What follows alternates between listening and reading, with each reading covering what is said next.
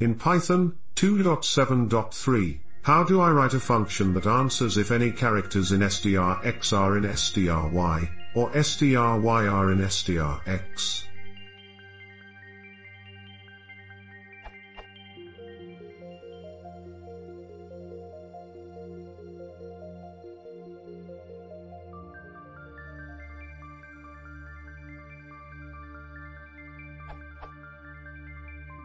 What I am trying to do is enter two strings, such as terrible for strx and bile for stry, and return true because the characters b, I, l, and e are shared by both strings.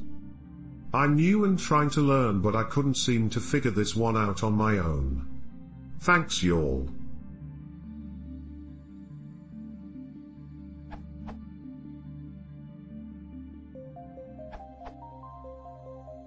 Try this.